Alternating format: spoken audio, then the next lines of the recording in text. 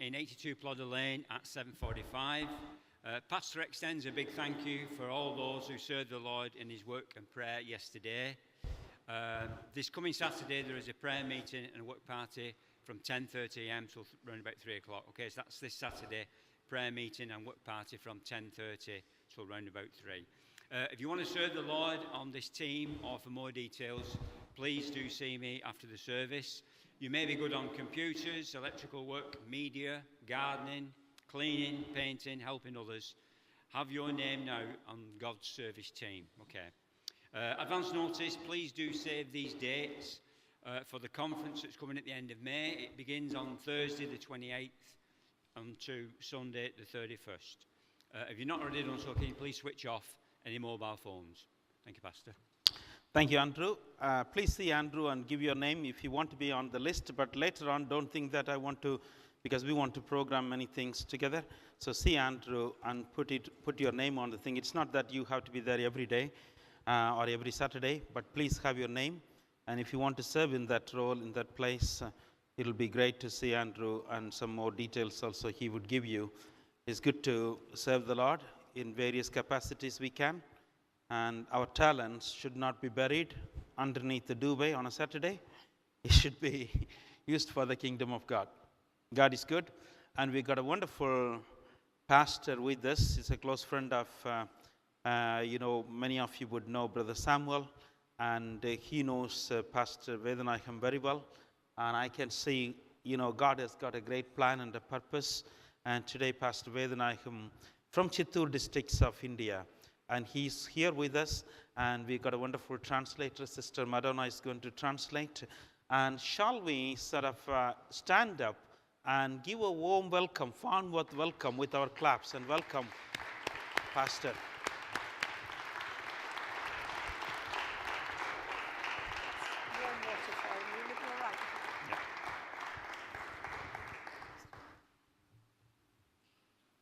Got a translator? Okay.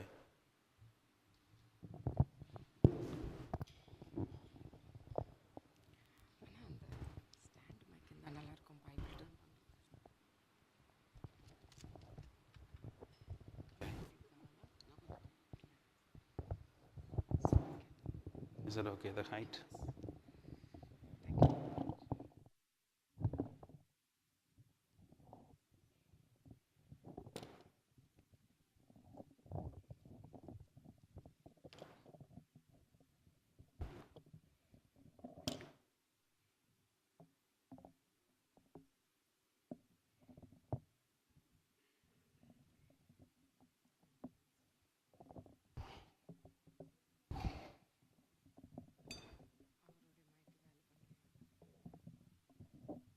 Switch it on.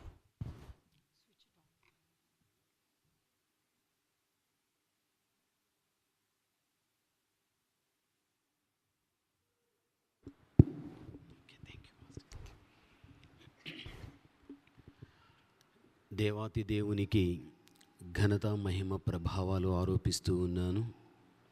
I give all glory and honor to the Lord of Lords this morning. ఈ చక్కని అవకాశాన్ని నాకు ఇచ్చినటువంటి సంఘ కాపరికి నా ప్రత్యేకమైన అభివందనాలు చెల్లిస్తున్నాను. I thank the pastor of this church for giving me this great opportunity to present the gospel this morning. సంఘ సభ్యులైన మీ అందరికీ కూడా నా ప్రత్యేకమైన అభివందనాలు. I thank the members of the church and the congregation for inviting me, for giving me this opportunity to speak in your church. దేవుని సంకల్పాన్ని బట్టి లండన్లో ఉన్నటువంటి యూకే టాక్ వారి ఆధ్వర్యంలో పరిచర్యకు రావడం జరిగాది. I have come to London by the mercy of God through UK Talk, an organization, a Christian organization in London. అయితే ఈ స్థలానికి కూడా నేను రావటానికి నాకెంతో సన్నిహితులైనటువంటి ప్రియులు బ్రదర్ సామ్యుల్ గారు ఇక్కడికి నేను రావటానికి. The reason for me to be here amongst you is through my dear and good brother, Mr. Samuel, who belongs to your church.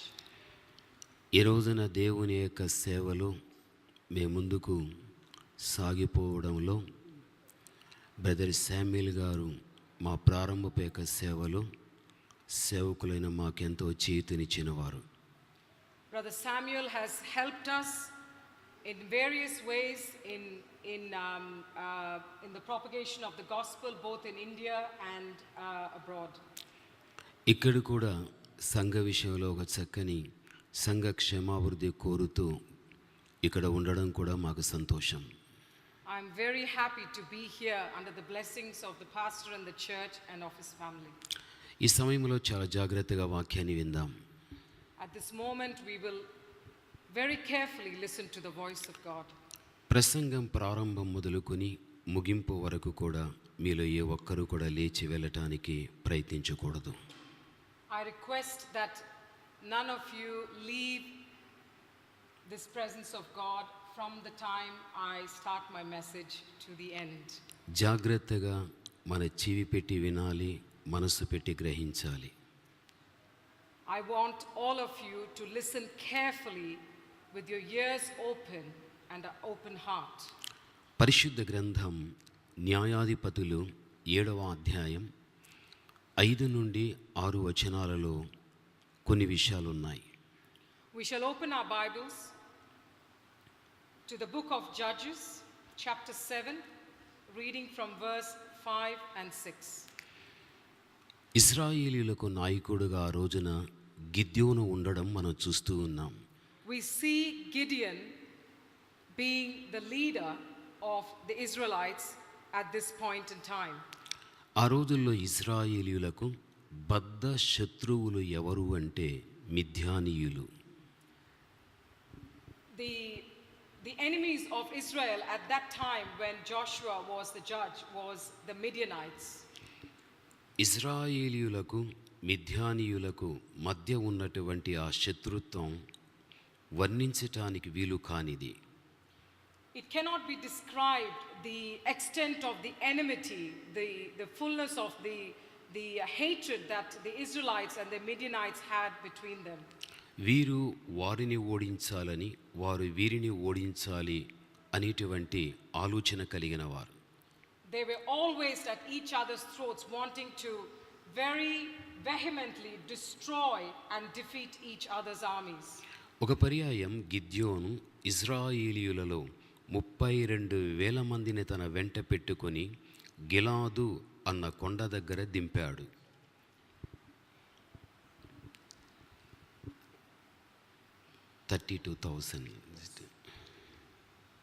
Gideon with 33,000 soldiers behind him to fight against the Midianites came to Mount Gilead. ఈ 32,000 మందిని మిద్యానీయులతో యుద్ధం చేయటానికి గిద్యోను సిద్ధపరుచుకున్నాడు. He prepared these 33,000 soldiers very well for this battle. ఆ సమయములో దేవుడు ఇంత మందితో నేను యుద్ధం చేయించటానికి నేను ఇష్టపడను.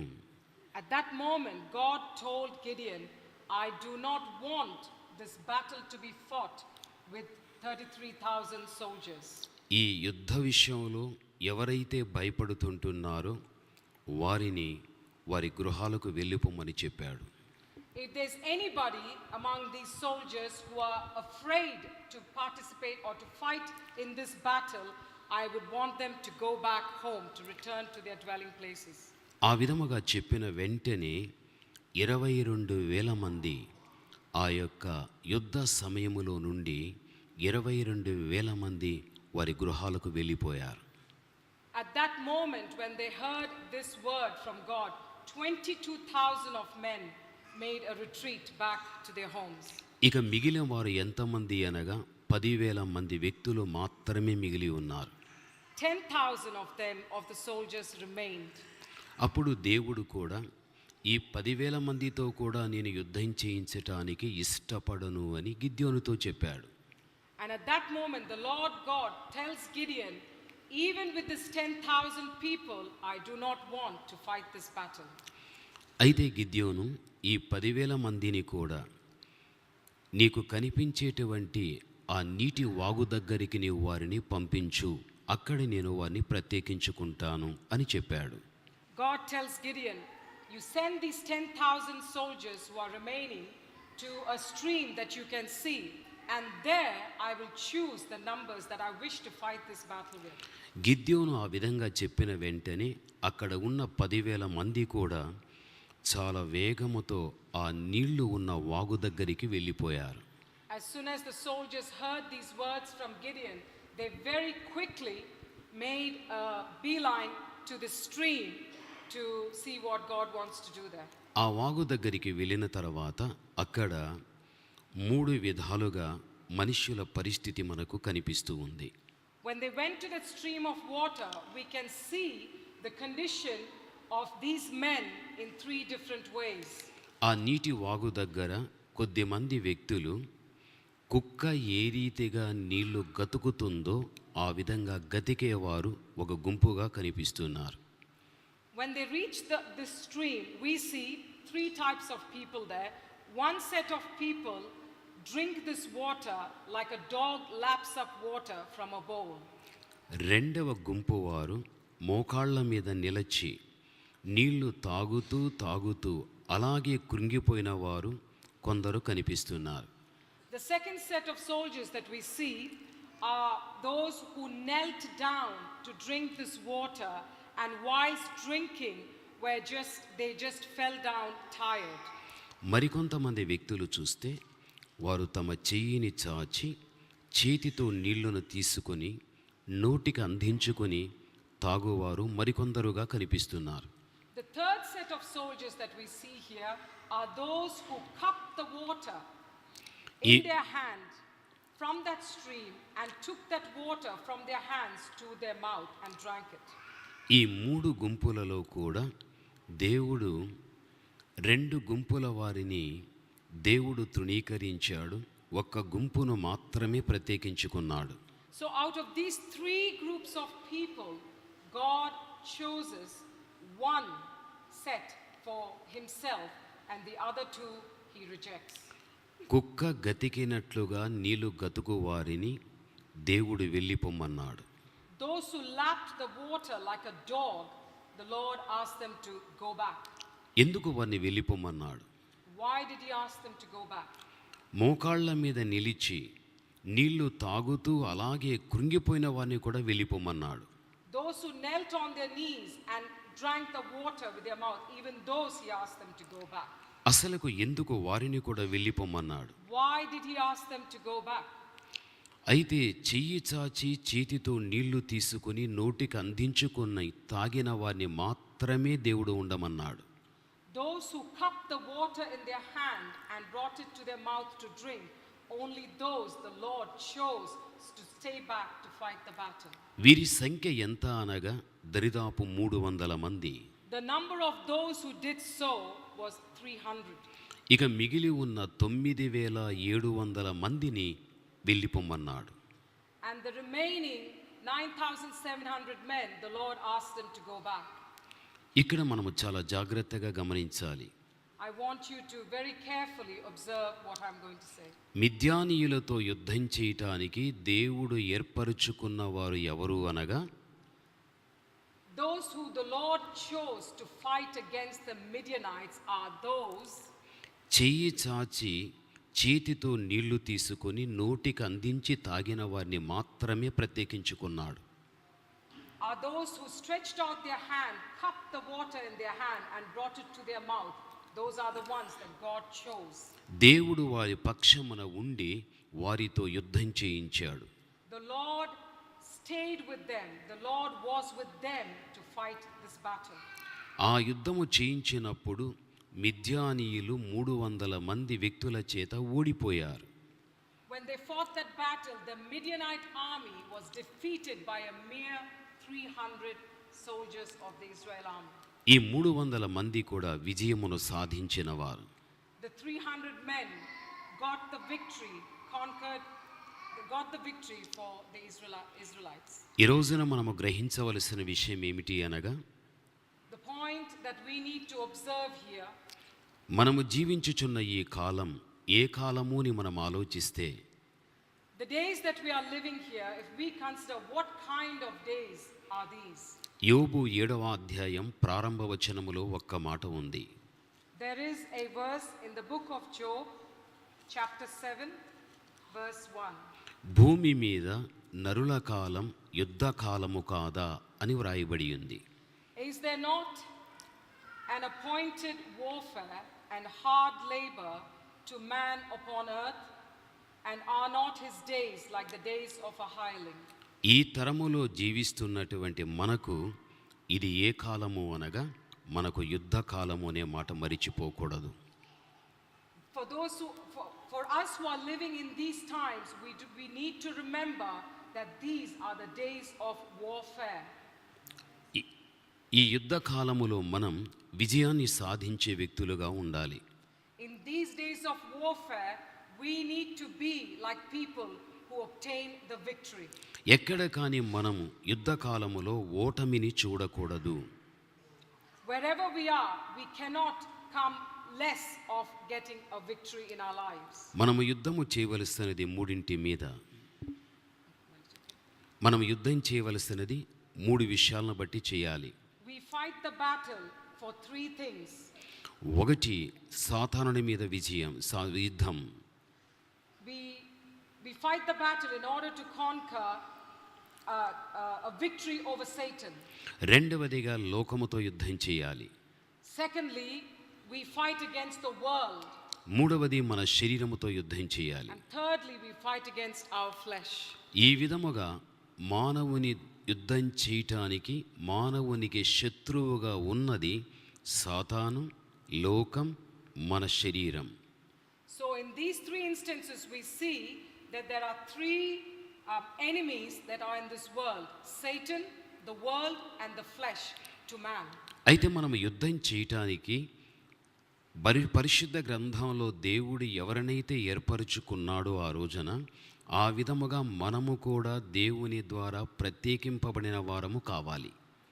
Just like God very selectively chose the number of people to fight his battle, we have to become the selectively chosen of the Lord to fight this battle. అయితే ఇక్కడ వాక్యములో చూస్తే దేవుడు ప్రత్యేకించుకోకుండా వారి యొక్క గృహాలకు పంపబడిన వారు మొదట నీటి వాగు దగ్గర కుక్క ఏ విధముగా నీళ్లు గతుకుతూ ఉంటుందో అలాంటి వారిని ఏర్పరచుకొనలేదు. The Lord, what we see here is the Lord did not choose the people who drank that water from the stream like that of a dog laps water. చాలామంది జీవితాలు ఈ కుక్క నీళ్లు గతికినటువంటి అనుభవాన్ని చాలామంది కలిగి ఉన్నారు.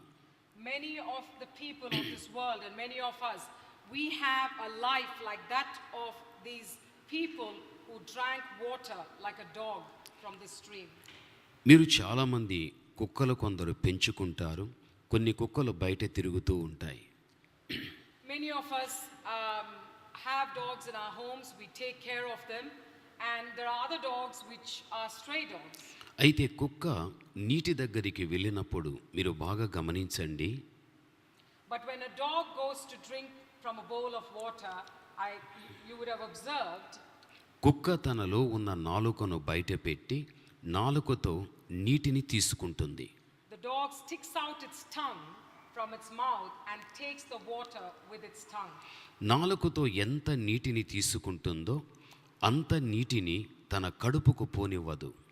Whatever water it takes with its tongue, it does not allow the amount of water that it has lapped up to actually go inside its body.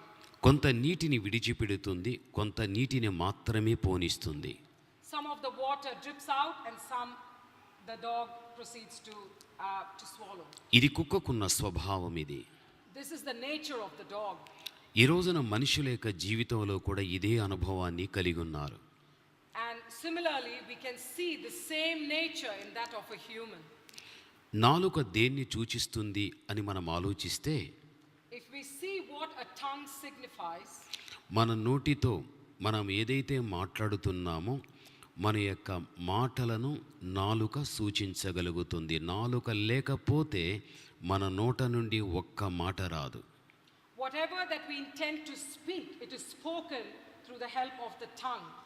And without a tongue, no words can come out.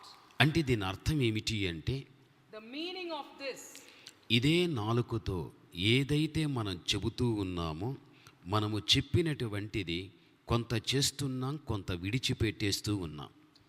the meaning of this is that whatever we say with the words that come through the help of the tongue, we do the things that we, some of the things that we say, and we just leave not doing some of the things that we say with our tongue. కుక్క ఏ విధముగా నాలుకతో నీళ్లు తీసి కొంత విడిచి కొంత పోనిస్తున్నదో, మనుష్యుడు కూడా ఈ నాలుకతో ఏదైతే మాట్లాడుతున్నాడో ఆ మాట్లాడేటువంటి దానిని కొంత జరిగిస్తున్నాడు, కొంత విడిచేస్తూ ఉన్నాడు. Just like a dog from whose mouth, whose tongue, water, half the water it drinks drips out, even a human being, we say words and some of our words just drip out and fall away, and some words we continue to proceed to accomplish. మీ అందరికీ ఒక వాక్యం తెలుసు. You all know a scripture. అననీయ సప్పీరాలు వారికి కలిగి ఉన్న భూమిని అమ్మి ఆ డబ్బు చేతికి వస్తే దేవుని సేవార్థమై ఇస్తామని తమ నాలుకతో చెప్పుకున్నారు.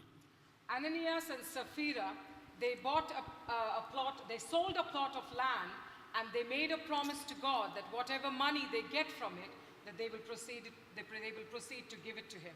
వారు ఆ భూమిని అమ్మి ఆ డబ్బును వారి చేతికి తీసుకున్న తర్వాత దానిలో కొంత వారి ఇంటిలో ఉంచుకున్నారు, కొంత వారు దేవుని సేవార్థమై ఇచ్చారు.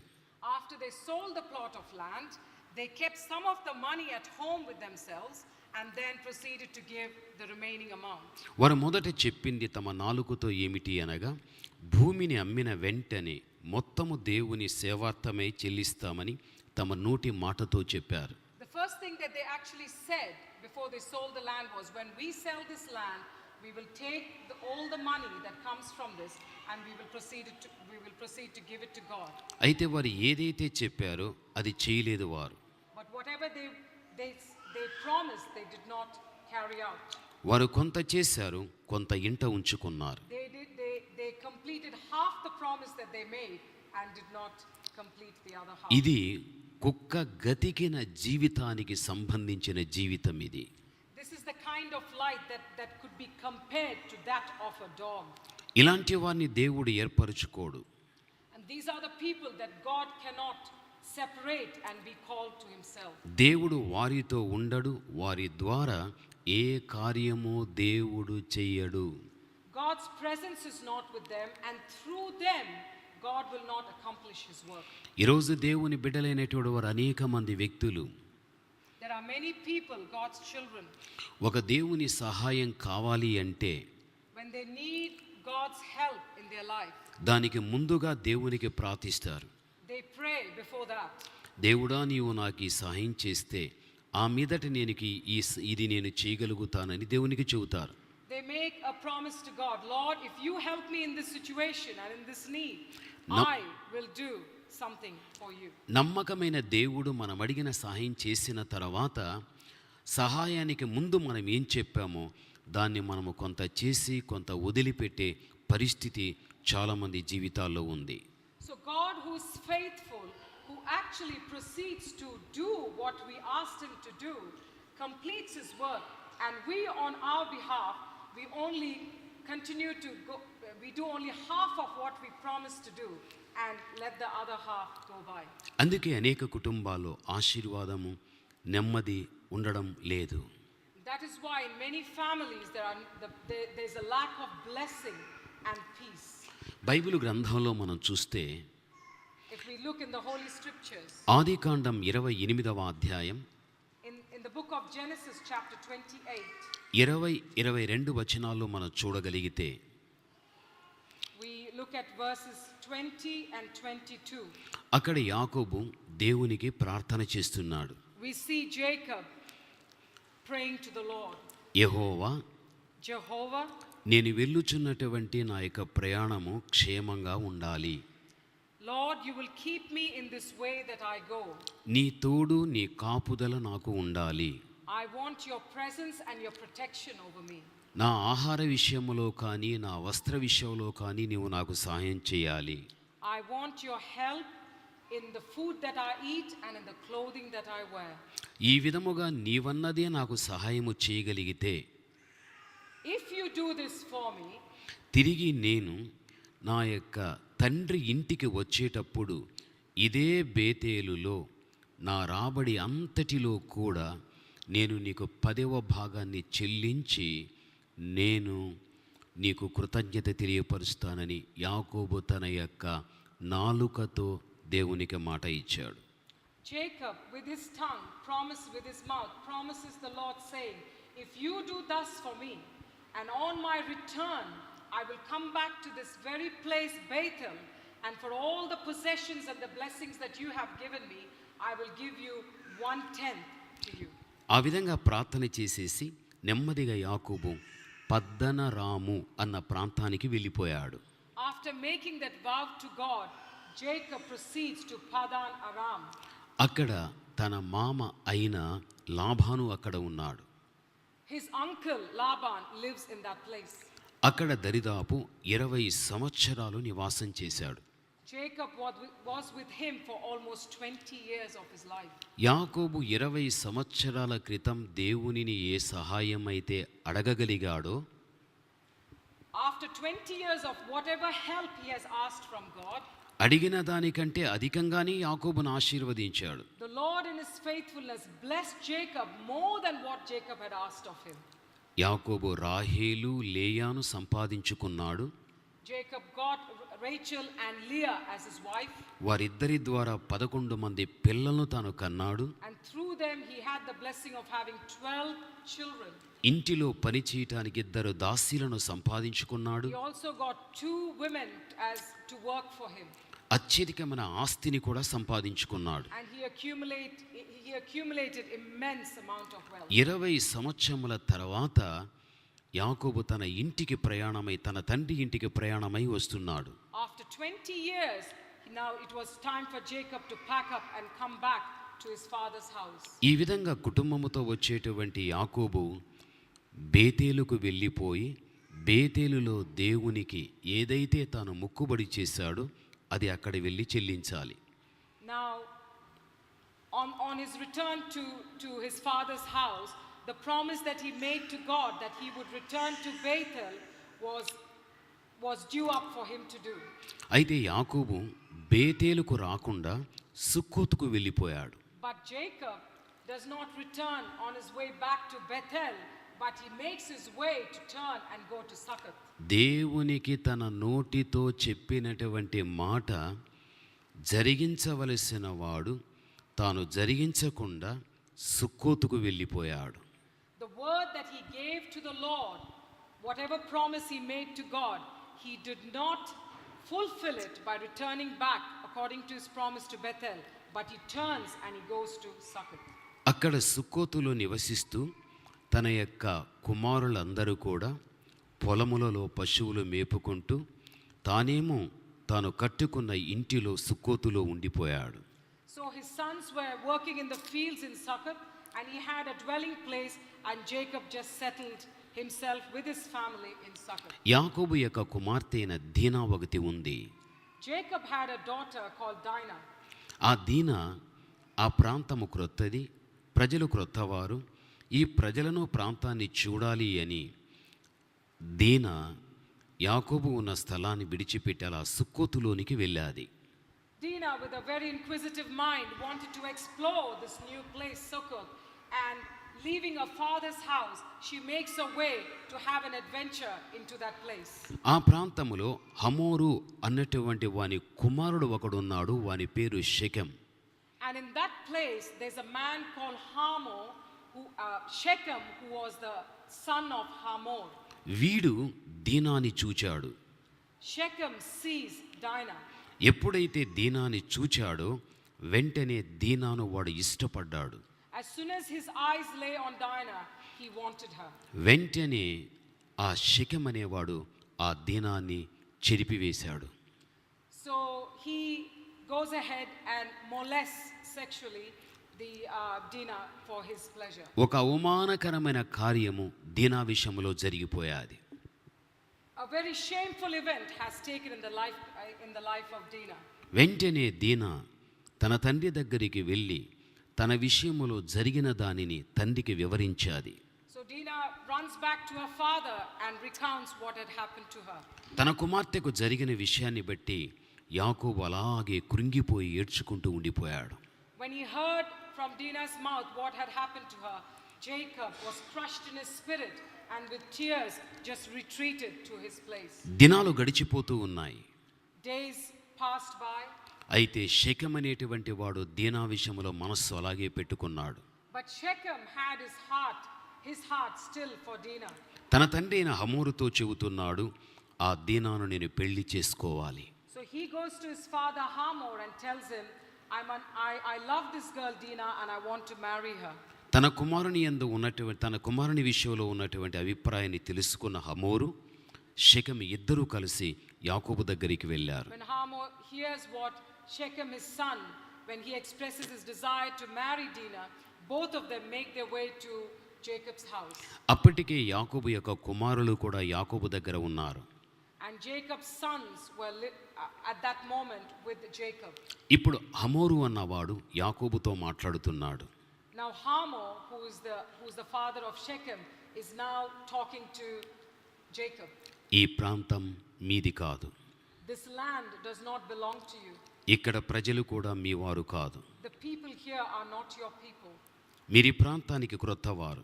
You are new to this place. మేము ఈ ప్రాంతములో మిమ్మల్ని ఉండనివ్వటానికి మేము ఇష్టపడుతున్నాం. We will allow you. We want you to come and live, to continue to live in this place. మీ కుమార్తె దీనాను మా కుమారుడిని షెకెముకి ఇచ్చి నువ్వు పెళ్లి చేయాలి. But you have to get your daughter Dinah married to my son Shechem. మా ప్రాంతీయులు మీ వారిని, మీరు మా ప్రాంతీయులను వివాహం ఆడవచ్చు. And you can take in marriage my people and we will take in marriage people from your clan. మీరు ఇక్కడే ఉండి అభివృద్ధి చెందవచ్చు. మీరు ఇక్కడ ఉండటానికి మేము అవకాశాన్ని ఇస్తున్నాం. You can prosper in this land and we are giving you this opportunity to stay in this place that belongs to us. ఎప్పుడైతే ఈ విషయం చెప్పడము జరిగాదో, the moment that this story was recounted to Jacob, యాకోబు యొక్క కుటుంబీకులు ఒక్క మాట అన్నారు. The family of Jacob said this. మీలో మేము కానీ మాలో మీరు కానీ వివాహం ఆడాలి అంటే మాకంటూ ఒక పద్ధతి ఉంది. అది ఏమిటి అంటే మీరందరూ సున్నతి చేయించుకోవాలి. If you want to take into marriage from our people and we have get married to those from your people, there is something that you need to do that we as the chosen ones have been doing for many generations. ఆ మాట చెప్పిన వెంటనే దీనా మీద వారికి ఉన్నటువంటి మక్కువ కొలది వారందరూ సున్నతి చేయించుకోవటానికి ఇష్టపడ్డారు. And because of the favor that they had towards Dinah, the Hamor and his son Shechem agreed that all his people will do whatever they say. వెంటనే అందరూ కూడా సున్నతి చేయించుకున్నారు. And immediately the thing that Jacob's sons wanted Hamor and his son Shechem and his people to do was to get circumcised, and they agreed to get circumcised just for the love of Dinah. ఆ విధముగా సున్నతి చేయించుకుని వారు బాధపడుతున్న సమయములో, at that time when the procedure of circumcision was completed and they were in pain for the days to come, యాకోబు యొక్క కుమారులు ఇద్దరు వ్యక్తులు ఏం చేశారు అంటే, two sons of Jacob during that time they went ahead and did this thing. ఒకడు షిమ్యోను, ఇంకొకడు లేవి. The names of the two sons one was Levi and the other one was Simeon. వారి చేతిలో ఖడ్గాలు పట్టుకొని they took swords in their hands. సున్నతి చేసుకుని బాధపడుచున్నటువంటి వారందరి అందరినీ చంపేశారు. They proceed to go and kill all these men who got themselves circumcised and who were writhing in pain. ఆ విషయం యాకోబుకు తెలియదు. Jacob did not know that all these men were killed. తన ఇద్దరు కుమారులు కూడా సుక్కోతులో సున్నతి చేయించుకున్న వారందరినీ చంపేశారు అన్న మాట యాకోబు విన్న వెంటనే యాకోబు అక్కడే కృంగిపోయాడు. As soon as Jacob heard what his two sons had done to these people, the way they went and slaughtered them, Jacob was very crushed and depressed in his spirit. నా కుమారులు నరులను చంపి నరహంతకులైపోయారని బాధపడుతున్నాడు. He was crushed that his two sons had become murderers of human beings. ఇప్పుడు యాకోబు యొక్క జీవితంలో మనం చూడగలిగితే తన కుమార్తె దీనా వేశ్యకు జరిగినట్టుగా జరిగిపోయింది తన కుమార్తెకు. What we see here, what happened to Dinah, Jacob's daughter, was almost what would be done to a woman of the street. తన యొక్క కుమారులు నరహంతకులైపోయారు. And because of this incident, even the sons became murderers. ఆ ఇంటిలో అంత ఘోరం జరగటానికి కారణమేమిటి? For such a terrible, shocking event to take place in the house of Jacob, why did such a thing happen? 20 సంవత్సరాల క్రితం బేతేలులో తన నాలుకతో దేవునికి ఏదైతే మాట ఇచ్చి చెప్పాడో దానిని జరిగించని కారణాన్ని బట్టి యాకోబు కుటుంబములో అంత దుస్థితి ఏర్పరచబడ్డది. The reason is because 20 years ago Jacob made a promise to God that he would return to Bethel and bless him and follow the promise that he made to him. But Jacob did not do it. And the reason and what happened following that was this shocking event in Jacob's life. దేవుడది చూచిన వెంటనే As soon as God saw what had happened, అది ఆదికాండం 35వ అధ్యాయం ప్రారంభ వచనములో in Genesis chapter 35, in the beginning verses we see దేవుడు యాకోబుతో మాట్లాడుతున్నాడు. God starts speaking to Jacob. యాకోబు, నీ ఉన్న ఈ సుక్కోతు ప్రాంతాన్ని వదిలిపెట్టు. Jacob, leave Succoth immediately. నీవు 20 సంవత్సరాల క్రితం నాకు ఏది మాట ఇచ్చావో దాన్ని జరిగించటానికి నువ్వు వెళ్ళిపో మళ్ళీ బేతేలుకు అని చెప్పాడు. Whatever word you gave to me 20 years ago, I want you to go back to Bethel and keep that promise for me. దేవుని మాట ఎప్పుడైతే యాకోబు విన్నాడో వెంటనే తాను పశ్చాత్తాపపడి వెంటనే అతడు బేతేలుకు వెళ్ళి దేవునికి మాట ఇచ్చిన దాన్ని తాను జరిగించగలిగాడు. As soon as Jacob heard the words of the Lord, he repented and he proceeded to go to Bethel to carry out the vow that he made to God. నీటి వాగు దగ్గర కుక్క ఏ విధముగా నీళ్లను గతుకుతూ ఉన్నదో అటువంటి గతికేటువంటి అనుభవం యాకోబు యొక్క జీవితములో ఉండిన కారణాన్ని బట్టి తన ఇంటిలో ఒక విషాదం అనేది ఏర్పరచబడిపోయాది. Just like a dog who lapped the water from the stream with half the water, not swallowing half the amount of water, the same way the incident that took place in Jacob's life can be related to that of a dog. మనము కూడా చాలా పర్యాలు దైవ సన్నిధానంలో మనం ప్రార్థన చేస్తూ ఉంటాం. We also pray a lot of prayers before in the presence of God. కొద్దిమంది వ్యక్తుల్లో కొన్ని పొరపాట్లు ఉంటాయి. We make a lot of mistakes. ఒక వ్యక్తి తాగుతాడు. Some people become drunkards. మరికొంతమంది స్మోక్ చేస్తారు. There's smoking among some.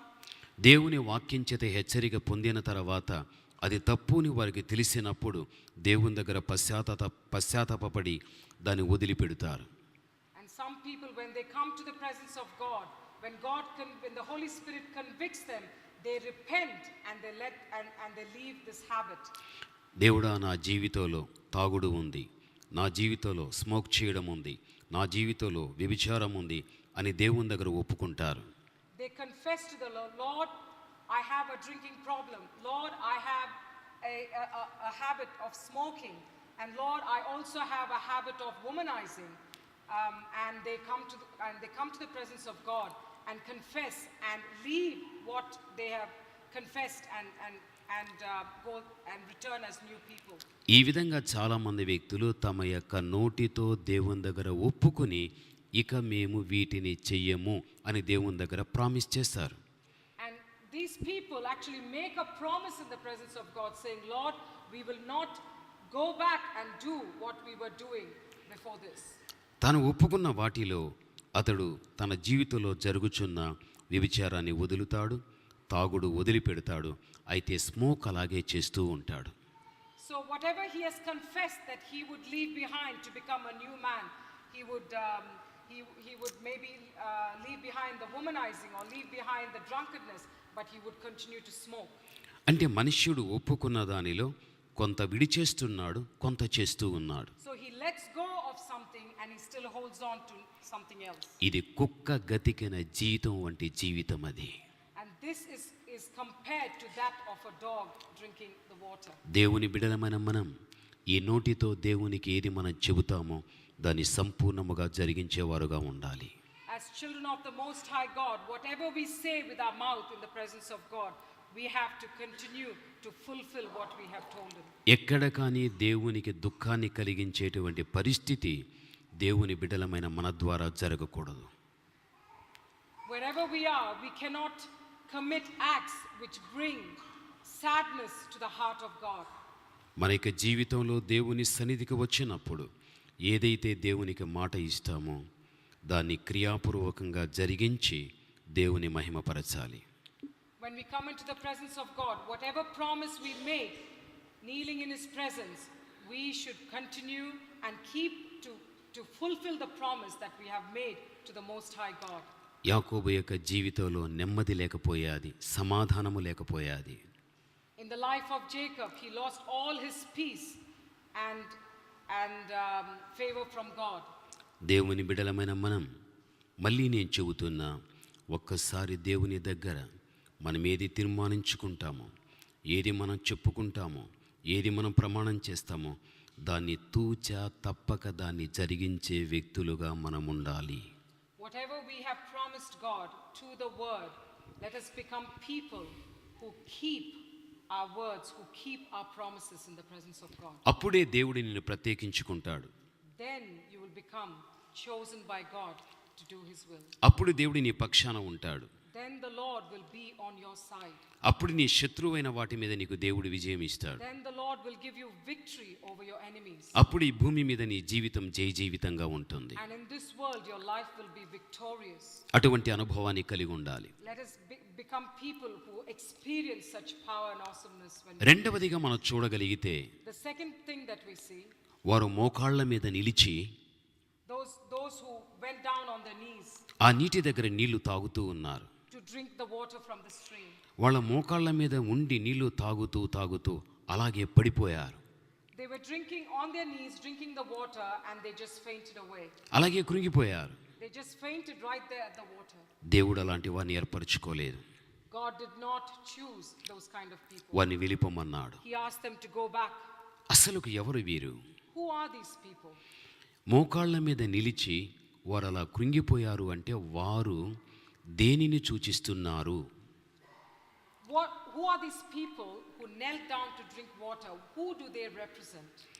మనము ప్రార్థన చేయాలి అని మనకు ఆలోచన వచ్చినప్పుడు, when we get the inkling or the inclination to pray, మన గదిలోనికి వెళ్ళిన వెంటనే as soon as we go from our room, మనం మోకాళ్ళ మీద నిలిచి ప్రార్థన చేస్తాం.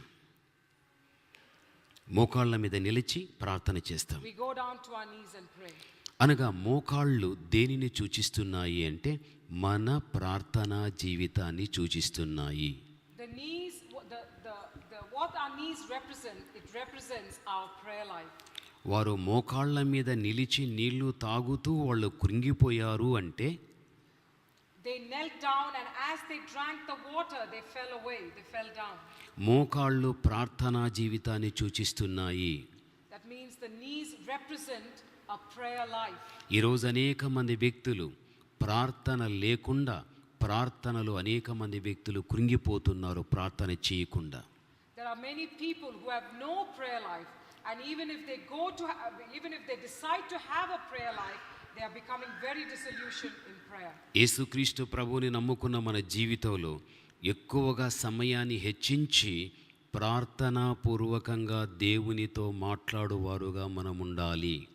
We have to become people who have a powerful prayer life, considering the Lord God, or the presence of the Lord God Almighty. అపవాది అయిన సాతానుడు ఈ రోజున అనేక మంది జీవితాలలో ప్రార్థన లేకుండా చేసేశాడు. Satan has made the lives of many people a prayerless life. మన వ్యక్తిగత జీవితంలో మన ప్రార్థన చేయగలిగితే 2 నిమిషాలు లేక 3 నిమిషాలు మాత్రమే చేస్తాం. Even if we pray, we just pray only for maybe 2 or 3 minutes. ఆ ప్రార్థన కూడా స్వార్థ ప్రార్థన. And even that prayer is a very selfish prayer. నన్ను, నా భార్య, నా పిల్లలు, నా ఉద్యోగం అనగా మన ప్రార్థన మన ఇంటి చుట్టూనే తిరుగుతూ ఉంటుంది. This prayer revolves around me, myself, my family, my children. ఎప్పుడు కానీ మన కళ్ళ ఎదుట కనిపించేటువంటి వ్యక్తుల మీద దృష్టి పెట్టి మన ప్రార్థన చేయలేకపోతూ ఉంటాం. We are unable to pray for the people who pass by our eyes on a daily basis. దేవుడు మనందరినీ కోరుకునేది ఏమిటి అంటే, What the Lord requires of us, ఆయన మనమందరము ప్రార్థన చేయాలి. that we all pray. అసలుకు మన ప్రార్థన ఏ విషయాన్ని బట్టి చేయాలి? What is it regarding that we pray? ఒక్క మాట మీకు చెబుతా, చాలా జాగ్రత్తగా వినాలి. Listen to this carefully. యెహెజ్కేలు 22వ అధ్యాయం Ezekiel chapter 22, 30వ వచనాన్ని మనం చూడగలిగితే verse 30, అక్కడ దేవుడు ఒక్క మాట చెబుతున్నాడు. God says so. దేశమును పాడు చేయకుండునట్లు, దేశాన్ని పాడు చేయకుండునట్లు ప్రాకారాన్ని దిట్టపరచటానికి బద్దలైనటువంటి సందులలో నిలువదగిన వాడు ఎవడైనా ఉన్నాడా అని నేను ఎంత విచారించినా ఒక్కడు కనబడలేదు. Ezekiel chapter 22 verse 30 says, the Lord says, and I sought a man among them who should build up the wall and stand in the gap before me for the land, that I should not destroy it, but I found none. ఇక్కడ మీరు చాలా గమనించవలసిన విషయం, Please observe this carefully. దేవుడు ఏమంటున్నాడో తెలుసా? What the Lord says, బద్దలైన సందులలో నిలువదగిన వాడు ఎవడైనా ఉన్నాడా? is there a man who will stand before me in this gap? ఎవడైనా ఉన్నాడని నేను ఎంత విచారించినను ఒక్కడు కూడా నాకు కనబడలేదు. The Lord says, I have sought, and how much ever I have searched among men, I found none to stand in the gap. అంటే దాని అర్థం ఏమిటి అంటే, What does that mean?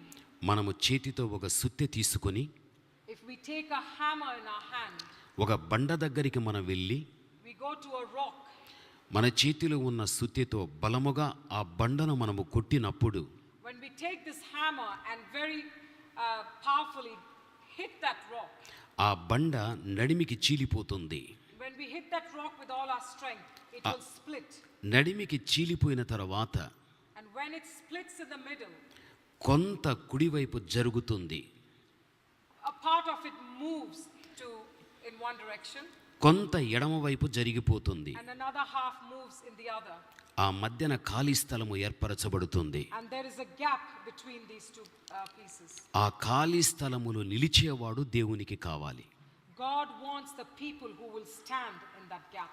అలాంటి వాడు ఎవడైనా ఉన్నాడని నేను ఎంత వెదికినను ఒక్కడు నాకు కనబడలేదు. And the Lord says, and I have been searching for a man who would stand in such a gap. అంటే దాని అర్థం ఏమిటి అంటే, The meaning of this, బాగా మీరు అర్థం చేసుకోవాలి. I want you to listen and understand.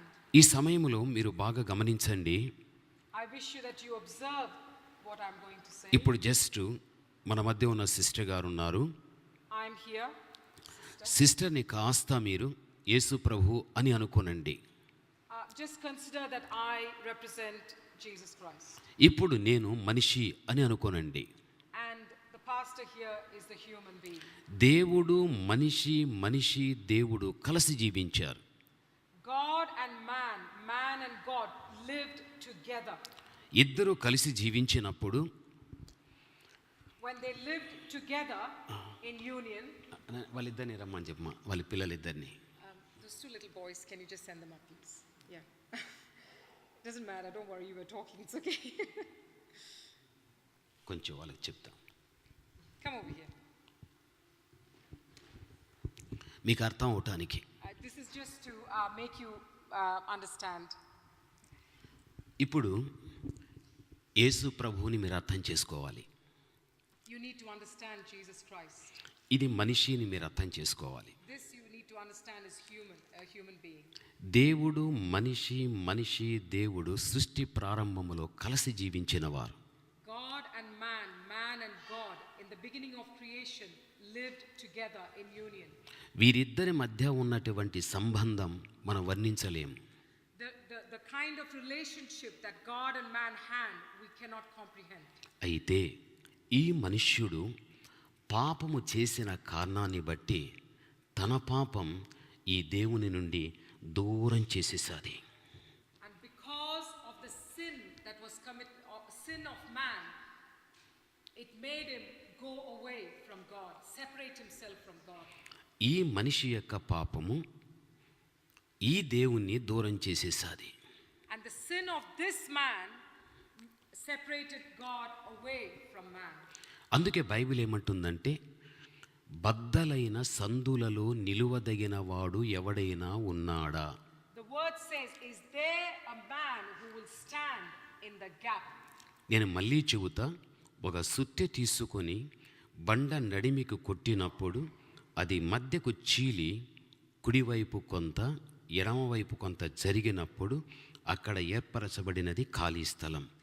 I repeat myself again and say that when you take a hammer and hit very strongly on a rock, it breaks into two.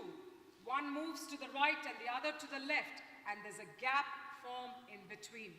అదే రీత్యా The same way, ఈ మనుష్యుడు ఈ దేవుడు కలిసి జీవించేవారు. just like the rock before it was hit, God and man lived together.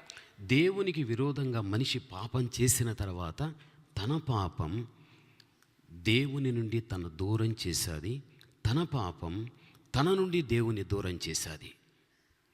Before they lived, after they lived together, whilst they were living together, the sin of man separated him from God, and man was separated. And because of the sin of man, God had to be separated from man. ఇప్పుడు వీరిద్దరికి మధ్య ఏర్పరచబడినదే ఖాళీ స్థలం. And the gap that was formed between them is a space. ఈ ఖాళీ స్థలములో నిలువదగిన వాడు దేవునికి కావాలి. And God wants a man to stand in this gap. ఎందుకు ఈ ఖాళీ స్థలములో నిలువదగిన వాడు కావాలి? Why does God want a man to stand in this empty gap? ఎందుకు అంటే ఒక వ్యక్తి ఎప్పుడైతే దేవునికి మనిషికి ఒక వ్యక్తి ఈ విధంగా మోకాళ్ళ మీద నిలిచి దేవునికి ప్రార్థన చెయ్యాలి. ఈ వ్యక్తి విషయం A man should kneel in this gap and pray to God concerning this man who was separated from God. దేవుడా, ఈ వ్యక్తి తన పాపము ద్వారా నీకు దూరమయ్యాడు, ఈ వ్యక్తి పాపము ద్వారా నీవు దూరమైపోయావు, కాబట్టి ఈ బిడ్డను నీవు క్షమించి మళ్ళీ ఈ బిడ్డను నీతో చేర్చుకో, నీవు కూడా ఈ బిడ్డతో కూడా చేర్చబడు అని వీరి ఇద్దరి విషయం మధ్యన ఒక వ్యక్తి ఉండి ప్రార్థన చేసేవారు కావాలి. God requires a man who would stand, who would kneel in the gap and pray thus, Lord, here is a man who was separated from you because of his sin, and because of the sin of that man, you were separated from him, and now I want you to forgive this person and be joined, that I want this person to be joined together with you and you back to him.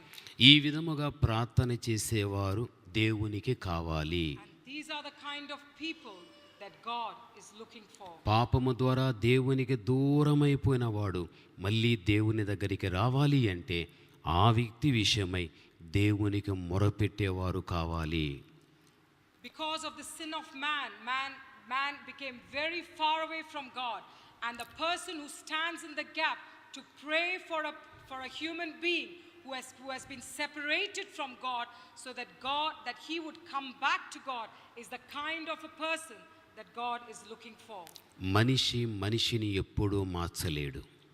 Man cannot change another man. మనిషిని మార్చేవాడు దేవుడు ఒక్కడే. God is the only one who can change a human being. ఏ దేవుడు మనిషిని మార్చాలని అంటున్నాడో, ఏ దేవుడైతే మనిషిని మార్చగలడో, The God who can change a human, ఆ దేవుని దగ్గర మనం మోకాళ్ళు వేసి ప్రార్థించాలి. we need to kneel before that God and and intercede for that person. అలాంటి ప్రార్థన చేసేవారు ఎవరైనా ఉన్నారా అని దేవుడు ఎంత విచారించినా ఎవ్వడూ కనబడలేదని బాధపడిపోతున్నాడు. And God is saddened, is of a broken heart that he is unable to find such a man who would stand in the gap to intercede for a lost sinner. మార్పు లేనివారు నీ ఇంటిలో నీ బంధువుల్లో ఎంతమంది ఉండినా వారికి నువ్వు చెప్పే మాటలను బట్టి మారరు. There are many people who could be in your family who have sinned and who have gone far away from God, but they will not change because of your words. నేనెన్ని ప్రసంగాలు చేసినా మనుషులు మారరు. How many ever sermons you give, they will not change. మనిషిని మార్చేవాడు దేవుడు ఒక్కడే. There is only one person who can change the heart of those people. నేనైనా నీవైనా మనిషిని మార్చేటువంటి ఆ దేవుని దగ్గర మనం మొరపెట్టాలి. And you and I, we need to go into the presence of God who has the power to change the heart of a man. ఎప్పుడైతే దేవునికి ఈ వ్యక్తి విషయమే ప్రార్థన చేయడం జరుగుతుందో, the moment that we go into the presence of God and pray, intercede on behalf of another person, దేవుడు మన ప్రార్థన విని ఈ వ్యక్తిని దేవుడు క్షమిస్తాడు. God definitely would hear our prayer and surely save the person you are praying for. మనం చేసే ప్రార్థన బట్టి ఈ వ్యక్తిని రక్షించుకుంటాడు దేవుడు. Because of our prayer, God will save that man. వెంటనే మనం చేసిన ప్రార్థన ఫలితం ఏమవుతుంది అంటే, The fruit of our prayer, ఆ వ్యక్తిని దగ్గరికి దేవుడు చేర్చుకుంటాడు. God brings the man closer to him. దేవుడు కూడా ఈ వ్యక్తి దగ్గరికి రావడం అనేది జరిగిపోతుంది. And God comes closer to this person. దేవుడు ఈ వ్యక్తి దేవుడు మళ్ళీ కలిసిపోవటానికి మనము చేసే ప్రార్థనే దానికి మూలం. And the union that was there before man sinned would come back together just by the prayer of the person who stood in the gap. అందుకే దేవుడు చెబుతున్నాడు, ప్రతి ఒక్కరు కూడా ప్రార్థించాలి. And that is the reason God says that every one of us must stand in the gap. లోకములో ఉన్న వ్యక్తులందరినీ మనం చూడగలిగితే, When we see the people in this world, పాపం విలయతాండవం ఆడుతూ ఉంది. sin is prevailing ferociously. ఎక్కడ కానీ నీతికి నిలయస్థానం అనేది కనబడలేదు. There is no place for righteousness. అలాంటి వ్యక్తుల్ని మనం మార్చటానికి, In order to save such people, దేవుని దగ్గర మన కన్నీరు పెట్టి ప్రార్థించాలి. we have to pray with tears in our eyes. యేసుక్రీస్తు ప్రభుల వారు 2015 సంవత్సరాల క్రితం 2000 years ago, ఆయన సిలువ మీద వేలాడాడు. he died on the cross. ఆయనకు తండ్రి మనము మధ్యగా ఉంటున్నాం, ఆయన మధ్యవర్తిగా ఉన్నాడు. He stood as a mediator between the Father and us. ఆయన సిలువలో చెప్పిన మాట, The words that he spoke on the cross, తండ్రి వీరేం చేయుచున్నారో వీరికి తెలియదు, వీరిని క్షమించు. Lord, they do not know what they do, so forgive them. పాపులమైనటువంటి వారి నిమిత్తం తండ్రి అయినటువంటి దేవునికి సిలువలో క్రీస్తు ప్రభుల వారు మొరపెట్టాడు. On behalf of man who was living in sin, Jesus on the cross stood in the gap and interceded for this man. పాపము చేసేటువంటి వ్యక్తులకును దేవునికిని నేను నీవు మధ్యవర్తిగా ఉండి ప్రార్థన చేయాలి. For those we know who are in a life that is not pleasing to God, God wants us to stand in the gap. If we have knowledge of that and become people who stand in the gap to pray. మన ప్రార్థనలు ఎలా ఉన్నాయి అంటే, the kind of prayers that are right now. దేవుడా, నా భార్య, నా భర్త, నా పిల్లలు, వారి ఉద్యోగం, వారి వివాహం, వారి సంతానం, వారి ఆస్తి, వారి బంగారు, ఎప్పుడు కూడా ఈ లోక రీతిగానే మనం ఆశీర్వాదాలు కోరుకుంటూ ఇలాగే జీవితాన్ని గడుపుతూ జీవితాన్ని ముగించేస్తూ ఉన్నాం. The kind of prayers that we evolve ourselves around, Lord, my family, my children, my job, my business, my gold, my home, my, and we just continuing in this kind of a journey through our life, in our prayer life. నీ వ్యక్తిగత జీవితంలో ఒక్క ఆత్మనైనా మనం రక్షించామా? In your personal life, can you say that you have been the reason to stand in the gap to pray for the salvation of a man? నేను దేవుని మహిమ కోసం చెబుతున్నా. I'm saying this for the glory of God. నేను ప్రారంభంలో సేవకు వచ్చినది మొదలు ఇప్పటి వరకు కూడా, from the time ప్రారంభ సేవ నుండి ఇప్పటి వరకు కూడా, from the beginning of the ministry up till now, దేవుని ఒకటే నేను అడుగుతా, I ask of God only one thing. నీవు నాకు ఇచ్చిన సేవలో The ministry that you have given me, నేను స్వదేశములో ఉండినా విదేశాలకు వెళ్ళినా whether I'm in my country or abroad, నాకు అనేకమైన ఆత్మల్ని ఇవ్వాలి. I want lost souls. నాకు ఆత్మలైనా ఇవ్వు. Either give me the souls. ఒకవేళ నీవు ఆత్మలు ఇవ్వకపోతే If you do not give them to me, నన్నైనా నువ్వు తీసుకో, or you take me, నన్నైనా నువ్వు తీసుకో. or take me, ఇదే భారంతో ఇంతవరకు నేను పని చేస్తున్నా. and with this same burden, I continue my ministry in this world. నా సేవలో నాకుండే దుఃఖప్రదం దేవుడు పెట్టిన భారం. The burden that God gave me in this ministry. నా సంపాదనే ఆత్మల సంపాదన. My income is me gaining souls for His kingdom. ఒక చెడ్డవాణ్ణి మంచివాణ్ణి చేయాలి. To make a bad man, to make a sinner good. నీ శేష జీవితంలో కూడా ఒక్క ఆత్మనైనా సంపాదించటానికి వారి నిమిత్తం మనం ప్రార్థించేవారు ఉండాలి. In your personal life, I challenge you, at least pray for one person for his salvation. ఈరోజు అనేక మంది వ్యక్తులకు ప్రార్థనలే. There are many people who have a prayerless life. ఈ లోకంలో మనకెంత ఉండినా ఒక రోజు వీటన్నిటిని వదిలిపెట్టి వెళ్ళిపోవాలి. How much ever we have accumulated in this world, we have to leave this and go away one day. బ్రతికి ఉన్నంత వరకే నా భర్త, నా భార్య, నా పిల్లలు, నా ఆస్తి అంతా చనిపోయిన తర్వాత ఏది మంది కాదు. It's only as long as we live that we can say me, mine, my husband, my children, my property, my possessions. But once you die, all this doesn't exist anymore. ఏది మనది కాదో దాని యందు మనము దృష్టి పెట్టుకోకూడదు ఎక్కువ. What that is not ours, do not have your eyes on them.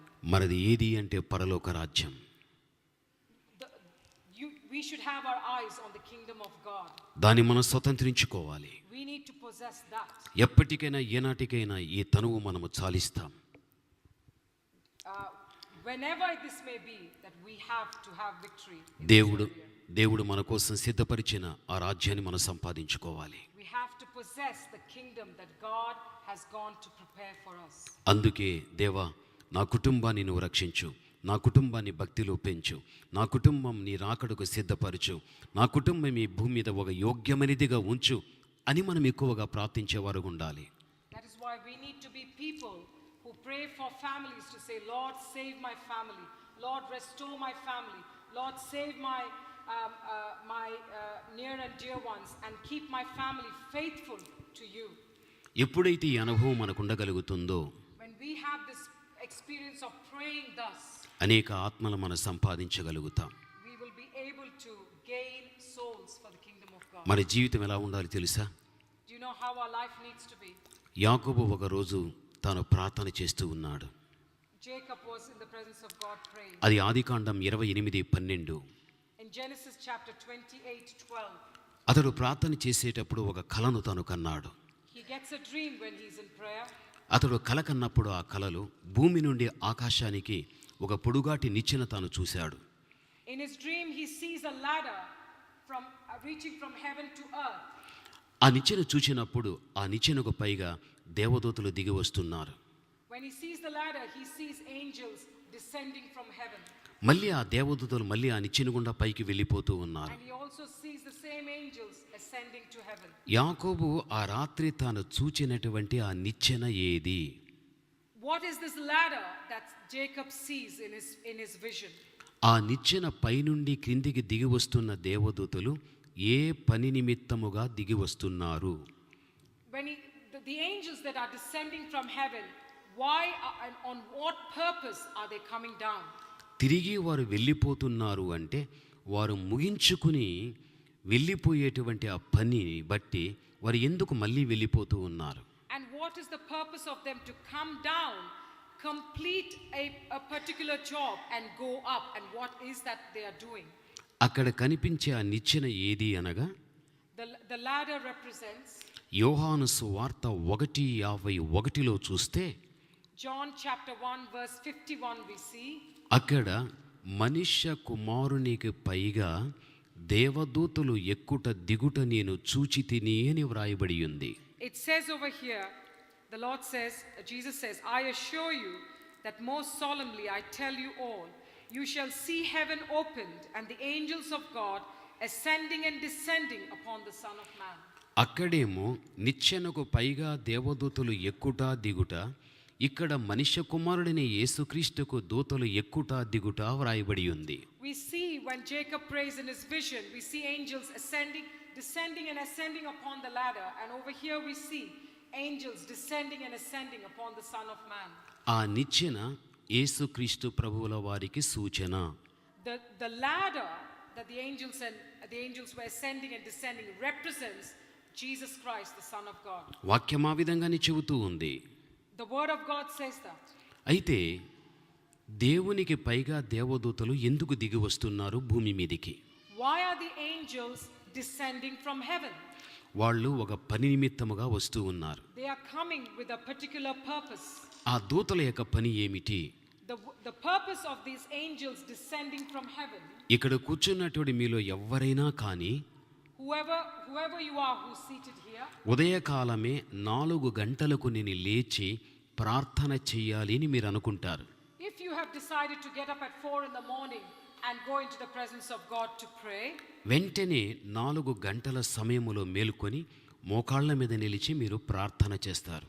so as decided, you'd wake up at 4 o'clock in the morning and you go into the presence of God to pray. మీరు ఎప్పుడైతే మోకాళ్ళు వేయడం జరుగుతుందో, The moment you kneel in the presence of God, దేవుని దగ్గర నుంచి దేవుని దూత దిగి వచ్చేస్తుంది.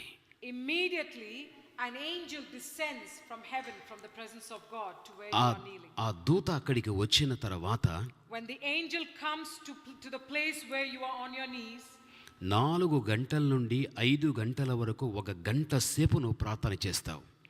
you pray from 4 o'clock in the morning to 5. For an hour you are on your knees praying. అంతవరకు దేవదూత నీ దగ్గరే ఉంటుంది. And up till that time, that angel which descended is beside you, watching over you. ఆ 1 గంట సమయములో నీవు ఏ అంశాలు పెట్టి ప్రార్థిస్తున్నావో, And whatever request that you are concerns that you have placed before God in prayer at that time, వాటన్నిటిని కూడా వింటుంది. it listens to all of them.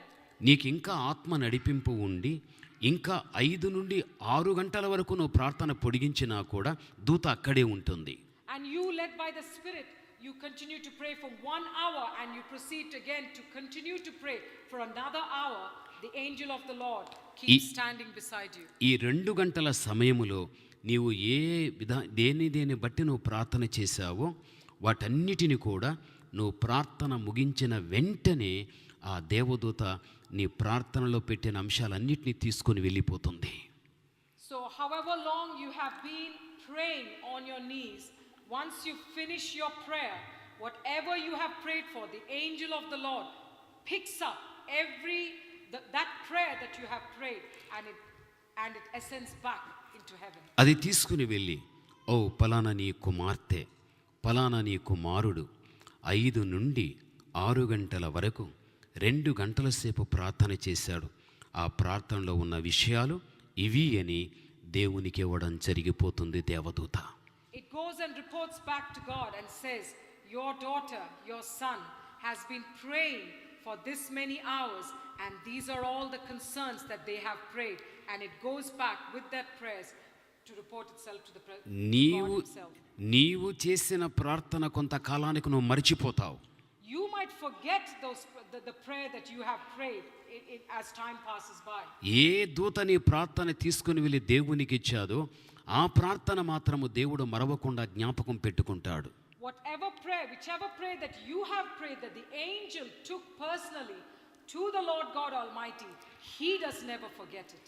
దేవుని సమయము, దేవుని కాలం వచ్చినప్పుడు అప్పుడు నువ్వు చేసిన ప్రార్థనలో ఏ కార్యాన్ని పెట్టి ప్రార్థించావో వాటన్నిటికీ దేవుడు తన కాలములో ఫలము నీకు ఇస్తాడు. And when the time is due, in the time of the Lord, whatever you have placed before God, when time gone by, God will remember to fulfill it in his time. అందుకే అపోస్తల కార్యం 10:4లో చూస్తే, and thus we see in the scriptures in Acts chapter 10 verse 4, అక్కడ కొర్నేలి ప్రార్థన చేశాడు. కొర్నేలి ప్రార్థన చేశాడు. here we see the prayer of Cornelius. వెంటనే దేవదూత కొర్నేలి ప్రార్థన తీసుకుని వెళ్ళి దేవునికి చేశాది. I will read that. And he, gazing intently at him, About the 9th hour on the day, he saw clearly in a vision an angel of God entering and saying to him, Cornelius. And he, gazing intently at him, became frightened and said, What is it, Lord? And the angel said to him, Your prayers and your generous gifts to the poor have come up as a sacrifice to God and have been remembered by him. చూడి, ఇక్కడ దూత చెబుచున్నది, కొర్నేలి, నీవు చేసిన ప్రార్థనలు దేవుని దగ్గర జ్ఞాపకార్థకంగా ఉంటున్నాయి. Cornelius, the prayers that you have prayed have been remembered by God himself. కొర్నేలి చేసిన ప్రార్థనలు కొంతకాలానికి కొర్నేలి మరచిపోయాడు.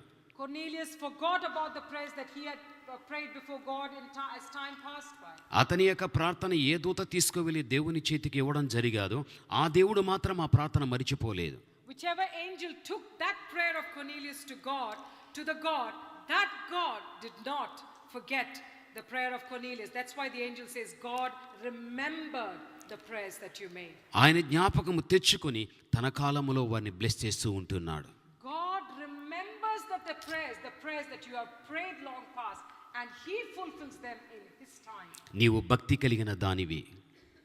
You are a woman, you are a holy person. నువ్వు భక్తి కలిగిన వాడివి. You are a holy person. నువ్వు ఏ సమయంలో మోకరించి ప్రార్థించినా, whenever you kneel and pray, నీ దగ్గరికి దేవదూత వస్తుందన్న మాట మరిచిపోవద్దు. do not forget that an angel of God descends to your side. దేవదూత నిన్ను చూస్తుంది కానీ దేవదూత నువ్వు చూడలేవు. The angel can see you, but you cannot see the angel. నువ్వు ఎంతసేపు చేసినా, however long you are on your knees praying, నీ ప్రార్థన దేవుని దగ్గరికి తీసుకువెళ్ళే ఒక దూత ఉంది అనే మాట మరిచిపోవద్దు. do not forget that there is an angel who is standing there to take that prayer to the presence of God. నువ్వు చేసే ప్రార్థనలు ఎప్పుడు కానీ fail కావవి. The prayers that we pray will never fail. అందును బట్టే మనం నా కోసమంటూ దేవుడు ఒక దూతను పెట్టాడు అని నువ్వు ఆలోచించి ఎప్పుడు కూడా ప్రార్థన జీవితాన్ని కలిగిన వ్యక్తిగానే ఉండాలి. Always remember that there is an angel that God has appointed for you when you go on your knees to pray, and so continue to be on your knees to pray to the Lord God Almighty. మన యొక్క జీవితంలో మనం చూడవలసింది ఏమిటి అంటే, the thing that we need to consider in our lives, పరమగీతం 7వ అధ్యాయం 4వ వచనములో చూస్తే, when we look into the Song of Solomon chapter 7 4వ వచనాన్ని చూస్తే, verse 4, అది దాంట్లో ఒకే ఒక విషయాన్ని నేను మీకు చెబుతాను. పరమగీతం I will just make a note. ఈ 7:4లో ఏమున్నది అంటే, పరమగీతం 7:4లో నేను చెబుతాను, మీరు గమనించాలి. అక్కడ నీ కందరం దంతగోపుర రూపం, నీ నేత్రములు జనపూర్ణమైన ఎష్బోను పట్టణమునున్న 2 తటాకములతో సమానం అని 7:4లో వ్రాయబడి ఉంది. అయితే దీని అంతటినీ ధ్యానించటానికి సమయము చాలదు, కానీ ఒక్క మాట నేను మీకు చెబుతాను. మన 2 నేత్రాలు 2 తటాకములతో సమానం చేసుకోవాలి అని అంటున్నాడు. I will just read this verse, Song of Solomon 7:4. Your neck is like a tower of ivory, your eyes like the pools of Heshbon by the gate of Bath Rabbim. So your eyes are like the pools of Heshbon. Here the King Solomon compares your eyes to 2 pools of water. ఇందులో మనం గమనించవలసింది, ఇక్కడ కూర్చున్న మీ అందరూ కూడా, among all those who are seated here, మీ 2 కన్నులు కూడా 2 తటాకములతో సమానం. your 2 eyes are compared to 2 pools of water. అంటే తటాకములు అనగా నీళ్లు ఉన్న చెరువులు అని అర్థం. Well, pools of water, tatakamalu is a pool filled with water. చెరువులో నీళ్లు ఉంటే నీళ్లను బట్టి కొన్ని ప్రాణులు అక్కడ బ్రతుకుతాయి. When there is water in a pool, because of that water there is living things in that water. The water supports life in it. నీ యొక్క కళ్ళలో కూడా చెరువులో ఉన్నటువంటి నీళ్ల వలె నీ కళ్ళలో కూడా కన్నీళ్లు ఉంటే నీవు కొంతమందిని బ్రతికిస్తావు. Just like these pools are filled with water, if your eyes are filled with tears like the pools of water, your tears will bring life to another person. చెరువులో నీళ్లు లేకపోతే అన్నీ చచ్చిపోతాయి. When there is no water in that pool, everything that is every life that is supported by water would die. మన కళ్ళలో కూడా నీళ్లు లేకపోతే అనేక మంది వ్యక్తులు చనిపోతారు. When there are no tears in our eyes for people, many people would die. ఆ చెరువులో నీళ్లు ఉండుటను బట్టి అనేకమైన ప్రాణులు బ్రతుకుతున్నాయి. Because of the water in that pool, it supports life. A lot of life is being supported. నీ కళ్ళలో నీళ్లు ఉంటే అనేకులను బ్రతికిస్తావు. Water in your eyes gives life to another life. అంటే దాని అర్థం నువ్వు మోకాళ్ళ మీద నిలిచి నువ్వు ప్రార్థన చేసేటప్పుడు నువ్వు ఏడుస్తూ ప్రార్థించాలి, ప్రార్థన చేస్తూ ఏడవాలి. So when you go into the presence of God to pray, you need to cry and pray, and whilst you're praying, you cry. ఇటువంటి ప్రార్థన నువ్వు చేస్తే This kind of prayer. లోకములో అందరూ చచ్చిపోయారు. లోకములో అందరూ చనిపోయారు. Everybody in this world has perished. ఎలా చనిపోయారు? How did they die? శరీరరీత్యా అనేక మంది వ్యక్తులు జీవిస్తున్నారు. Many people are living in the flesh.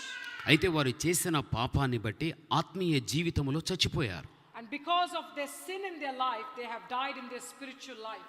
మనిషిగా శరీరరీతిగా బ్రతుకుతున్నారు, ఆత్మీయ జీవితంలో చచ్చిపోయారు. They are alive in the flesh, but in their spirit they are dead. ఆత్మ ద్వారా చనిపోయినటువంటి వ్యక్తులను తిరిగి వారి ఆత్మీయతలో బ్రతకాలి అంటే వారి కోసం మన కన్నీళ్లు పెట్టాలి. For those who are dead in the spirit, for them to come back to live in the spirit, we need to shed tears for these people. నీ కళ్ళలో కన్నీరు ఉండినట్లయితే when there is tears in your eyes as you pray, అనేకులను బ్రతికిస్తావు. many people receive life. లాజరు చనిపోయాడు. Lazarus died. యేసు ప్రభువు ఆ మాట విన్నాడు. When Jesus heard this news, క్రీస్తు కన్నీళ్లు విడిచాడు. Jesus wept. ఆ తర్వాతనే లాజరు బ్రతికాడు. Lazarus came back to life. మరణ వార్త విన్నాడు. When he heard the news of his death, క్రీస్తు కన్నీళ్లు పెట్టాడు. Jesus cried. ఆ తర్వాత లాజరు బ్రతికాడు. Then Lazarus came back to life. లోకములో ఉన్నవారందరూ కూడా ఆత్మీయతలో చచ్చిపోయారు కాబట్టి వారి విషయం మన కన్నీళ్లు పెట్టి ప్రార్థించగలిగితే ఒక రోజున మన కన్నీటి ప్రార్థన విన్న దేవుడు అనేకులను ఆత్మీయతలో బ్రతకనిస్తాడు. Similarly, for those who are dead in this world, when we go on our knees and shed tears for them and pray to Lord God Almighty, many of them will come back to life. ఇటువంటి మంచి పనిని మనము చేయాలి. This is the kind of good work that we need to do. ఒక విషయం, just one more thing. ఉదయాన సూర్యుడు ఉదయిస్తాడు. The sun rises up in the morning. సాయంకాలాన అస్తమిస్తాడు. And it sets in the evening. రోజుకు ఒక మంచి పని చేస్తాడు. It does one thing, good thing for that day. లోకానికంతా వెలిగిచ్చి వెళ్ళిపోతాడు. He gives light to the whole world and he goes away. నీవు కూడా even you, తల్లి గర్భములో పుట్టింది మొదలుకొని మరణాన్ని రుచి చూచేంత వరకు కూడా, from the time you are born from your mother's womb and until you taste death, నీవు కూడా ఒక మంచి పని చేసి దేవుని పిలుపందుకొని వెళ్ళిపోవాలి. even you, even us, let us do one good thing and hear the call of God and go away. అటువంటి మంచి ఆలోచన కలిగి మన జీవితాన్ని ముందుకు నడిపించుకోవాలి. We need to have this kind of an understanding in our hearts to live our life in this world. కాబట్టి ఈ సమయములో మీకు ప్రార్థన అనుభవం ఉందా? Do you have such an experience in your prayer life? 24 గంటల్లో ఎంత సమయాన్ని హెచ్చించి దేవుని దగ్గర గడుపుతున్నాం? In the 24 hours of our life, how are we considering the time and spending that time with God? ప్రార్థన లేనటువంటి వ్యక్తి చచ్చిన శవముతో సమానం. A man or a woman who has no prayer in his life is equal to that of a dead corpse. కాబట్టి మన జీవితంలో ఎక్కువగా దేవుని సన్నిధిలో కనిపెట్టి ప్రార్థించేవారుగా మనం కావాలి. So we have to become people who spend time in the presence of God on our knees in prayer. నీవు చేసే ప్రార్థనకు ప్రాణముంది. There is life in the prayer that we pray. ప్రాణమున్న మనము మన పనులు ఎలా చేసుకుంటున్నామో మనం చేసే ప్రార్థనకు ప్రాణముంది కాబట్టి ప్రాణమున్న ప్రార్థన మన పనులన్నీ చేసి మన ముందు పెడుతుంది. Just like those of us like us who have life in us and who go ahead to complete the many tasks that we have, prayer also has life in it to go ahead and complete that which is being prayed for. కాబట్టి ఆ అనుభవాన్ని మనం కలిగి ఉండాలి. That is the kind of rich experience that we need to have in our life. చివరిగా ఒకే ఒక మాట చెప్పి ముగిస్తా. At the end, I shall just say one more word. ఆ నీటి వాగు దగ్గర And at that pool of water, చెయ్యి చాచి those who stretched out their hand నీళ్లు తీసుకొని and cupped the water in their hand నోటికి అందించుకుని తాగిన వారిని మాత్రమే దేవుడు ఏర్పాటు చేసుకున్నాడు. and brought this water to their mouth, those are the people that God chose. అసలుకి ఎవరు వీరు? And who are these people? ఎప్పుడు మనము గమనించినట్లయితే ఈ చేతితో నీళ్లు తీసుకుని నోటికి అందించుకున్నాడు అంటే ఈ నోటికి ఈ చేతికి దగ్గర సంబంధం ఉంది. When they have taken the water into their hand and brought it to their mouth, there is a close relationship between the mouth and the hand. ఆ సంబంధము ఏమీని మనం ఆలోచిస్తే The relationship that, what kind of relationship that we need to consider here? చాలా మట్టుకు మనమే మనం చెబుతూ ఉంటాం ఒక్కొక్క విషయం. We tell many things to people. మన నోటితో చెప్పేది మన చేతలతో చేయాలి అని. That which we say with our mouth, we do with our hands. అనగా మన నోట నుండి ఏ మాట అయితే వస్తుందో దానిని మనము చేతల గుండా చేయాలి. Whatever word comes through our mouth, we have to do it through our hands. అలాంటి వారిని దేవుడు ఏర్పరచుకోగలిగాడు. Those are the kind of people that God chooses. దేవుడు ఏ మాటతో మనల్ని హెచ్చరిక చేస్తున్నాడో Whichever word the Lord rebukes you with, ఆయన మాటను క్రియాపూర్వకంగా చూపించాలి. మనం we have to show it through our actions. నోటితో చెప్పేది చేతలతో చేయాలి. Whatever we say with our mouth, we have to do it with our hands. అందుకే దేవుడు వారు కావాలని కోరుకున్నాడు. And those are the people God desires. వారి చేయి చాచి నీళ్లు తీసి నోటికి అందించుకున్నారు అంటే దాని అర్థం నోరు నాలుక మాటను సూచిస్తుంది.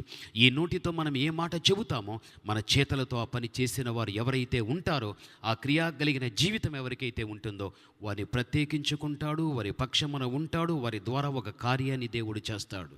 And those are the people who took that water and drew it towards their mouth.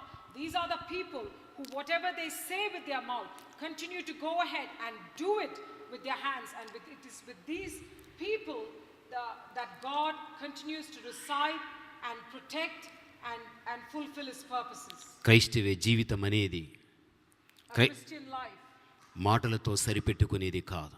it doesn't finish just with words. క్రియలతో జరిగించేది మన It has జీవితం. to be completed with works. క్రియలు లేకుండా Without works, నేను ఎన్ని మాటలు మీకు చెప్పినా whatever I say, దానివలన దేవుడు అంగీకరించాడు. God does not receive them. దేవుడు నా నోట నుండి వచ్చే ప్రతి మాట క్రియాపూర్వకంగా నేను చూపించాలి. Whatever word that comes out of my mouth, I have to show to God through my works. నేను చెప్పేదైనా దేవుడు చెప్పేదైనా నా చేతలతో నేను చేసినప్పుడే దేవుడు నన్ను ఏర్పరచుకుంటాడు. Whether I say it or God tells it to me, when I perform it with my hands, God will consider me and choose me for His kingdom. ఈరోజు ఇలాంటి జీవితం జీవించేటువంటి వారు లేరు. There are very few people who have this kind of a life. అనేక మంది నామకార్థ క్రైస్తవులుగా జీవిస్తున్నారు. There are many, most of them live as nominal Christians. వారికి లోకము కావాలి, పరలోకం కావాలి. They want this world and they want the kingdom of God. వారికి మంచి కావాలి, చెడు కావాలి. They want the good and the bad. వారికి వెలుగు కావాలి, వారికి చీకటి కావాలి. They want the light and darkness. వారికి దేవుడు కావాలి, వారికి దయ్యము కావాలి. They want God and they want Satan. ఇటువంటి ద్విమనస్సు కలిగిన జీవితాన్ని క్రైస్తవుడు జీవిస్తున్నాడు. This is the kind of a double-forked life that a Christian is living presently. ఇలాంటి వారిని దేవుడు ఏర్పరచుకోడు. God will not choose these kind of people. దేవుని బిడ్డలమైన మనం God's people, us, ఒక్కరోజు మనం బ్రతికినా even if we are alive for one day, దేవుని కోసం పౌరుషంగా బ్రతకాలి. we need to live with honor and dignity. ఒక్కరోజు మనం బ్రతికినా Even if it's for one day, ఆయన బిడ్డలుగా బ్రతికి ఆయన బిడ్డలుగా చచ్చిపోవాలి. we should live as His children and die as His children. అటువంటి రోషం కలిగిన జీవితాన్ని జీవించి భూమి మీద దేవుని మహిమపరిచి అనేకులకు మనం ఆశీర్వాదకరంగా ఉండాలి. We have to live with such favor, live this life in this world and be a blessing to many people. అందుకే దేవుడు అన్నాడు ఒక్క మాట, That is why God said this word. కుక్క గతికినట్లు గతికే వారిని పంపేసేయి. Send away the people who lapped the water like a dog. మోకాళ్ళుని కృంగిపోయిన వారిని కూడా పంపేసేయి. Send away those people who went on their knees and just fainted away. చేతితో నీళ్లు తీసుకుని నోటికి అందించుకున్న వారిని మాత్రమే ఏర్పరచుకో. Only choose those who drank water, cupped it with their hand and brought it to their mouth. అనగా Choose those people for the నోటితో చెప్పేది చేతలతో చేసేవాడు. మాట క్రియ, మాట క్రియ. దేవునిదే మాట, మనది క్రియ. అటువంటి జీవితం జీవించిన వాడు నిజమైన క్రైస్తవుడు. A true Christian who is the one who speaks and his spoken words follow with works. Works, whether it's the word of God, we have to show it with our works. And this is the kind of man that the Lord favors. నేను చెప్పడం సులువే, It is easy for me to speak. నువ్వు వినడము సులువే. It is easy for you to listen. ఇది గొప్ప విషయం కాదు. There's nothing great about this. ఆ ప్రకారము జీవించడమే కష్టం.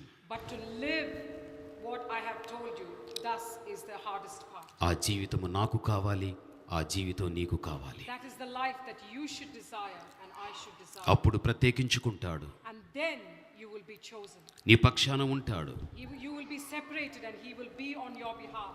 నీ శత్రువైన లోకం సాతానుని శరీరాన్ని జయించే కృప దేవుడిస్తాడు. He will give you the grace to defeat your enemy, the flesh, the world and Satan. నీవు జయించి తండ్రి సింహాసనం మీద కూర్చున్న ఆ యేసుక్రీస్తు దగ్గరికి జయించిన నీవు కూడా వెళ్ళిపోతావు. God who has overcome this world is seated on the throne with his Father, and when we overcome this world, we are sure to be seated on the throne along with the Father and the Son of Man. అది నీ ఇంటికి వెళ్ళి చదువుకో. ప్రకటన 3:21లో You can go home and read this in Revelation chapter 3 verse 20. కళ్ళు మూసుకుందాం. Let us close our eyes in prayer. ఒక చిన్న ప్రార్థన. దేవుని యొక్క సన్నిధిలో In the presence of God, దేవుడు నీ అంతరంగానికి అర్థమయ్యే రీతిగా మాట్లాడాడు. God speaks into the innermost part of our heart. దేవుని దగ్గర నువ్వు చెప్పుకున్నవి కొన్ని చేసి కొన్ని విడిచేస్తున్నావా? Are we forgetting the things that we've told God, doing some of it and not doing the rest? ప్రార్థన అనుభవము లేని జీవితంలో జీవిస్తున్నావా? Are you living a life without having a true experience of prayer? దేవుడి ఈ సమయంలో నీతో మాట్లాడాడు. God is speaking to your heart right now. మన ప్రతి బలహీనతను కూడా దేవుని సన్నిధిలో చెప్పుకొని సరిచేసుకుందాం. Let us bring every weakness that so ensnares us into the presence of God. Tell him about it and correct ourselves. యేసయ్యా, మీ నోటితో ఏది చెబుతున్నారో అది నా చేతలతో చేసే జీవితం నాకివ్వండి. Lord, give me a life whereby whatever I say that I would do with my hands. దేవుడు నిన్ను దీవిస్తాడు. The Lord will surely bless you. పరమ తండ్రి అయిన మా యేసయ్యా, O Lord, our heavenly Father, ఈ మంచి సమయంలో in this great time, మీరు సంఘ కాపరి దేవా, మీరు బిడలిచ్చినటువంటి తండ్రి అవకాశములో మీ వాక్యాన్ని ప్రకటించడము జరిగాది. Lord, I have spoken the word that you have given me to this church. ఈ సమయమందు తండ్రి ఈ సంఘాన్ని మీరు ఆశీర్వదించండి. Lord, I pray that you would bless this church. సంఘ కాపరిని దేవుడు తనకిచ్చినటువంటి సతీమణిని మీరు ఆశీర్వదించండి. Lord, I pray that you would bless the pastor of this church and his good wife. వారి ఇద్దరిని కూడా మీ జ్ఞానముతో నింపుకున్నందుకు స్తోత్రాలు. I thank you for the fullness of your wisdom that you have given them. వారిని మీరు ఏర్పరచుకున్నందుకు స్తోత్రాలు. Thank you that you have chosen and prepared them for this ministry.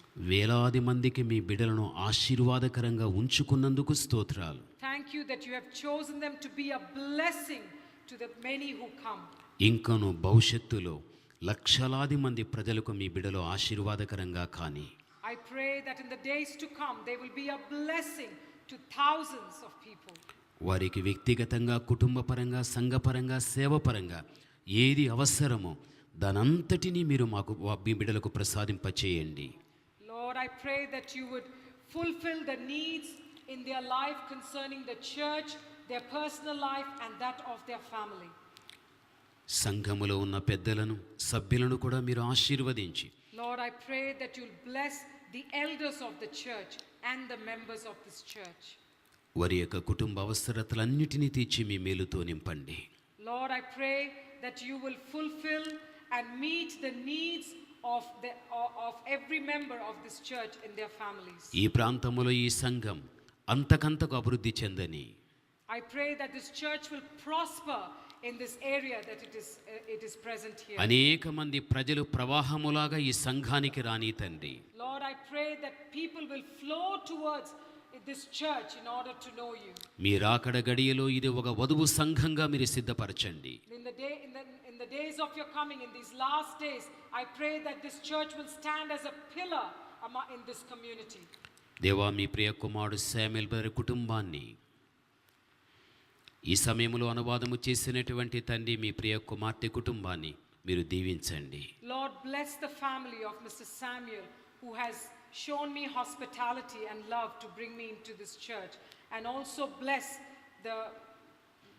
the person who has translated my message. యేసు క్రీస్తు నామములో ప్రార్థన చేస్తున్నాము తండ్రి. I pray this prayer in the name of my Lord and Savior Jesus Christ. Amen. Amen. ఆమేన్. ఈ అవకాశాన్ని నాకు ఇచ్చినందుకు మరొకసారి దైవజనులకు నా ప్రత్యేకమైన అభివందనాలు చెల్లిస్తూ ఉన్నాను. I thank the pastor of this church with my whole heart for giving me this opportunity to speak in your church. ఈ స్థలానికి తీసుకుని వచ్చి వాక్య పరిచర్య చేయడానికి అన్ని విధాల శ్రమ తీసుకున్నటువంటి శామ్యూయల్ బ్రదర్ కుటుంబానికి, అనువాదం చేసిన సిస్టర్ గారికి మరొకసారి నా ప్రత్యేకమైన అభివందనాలు చెల్లిస్తున్నాను. The pastor thanks Brother Samuel and his family for bringing him to this church and for showing him love, and the pastor also thanks me for assisting him in his message.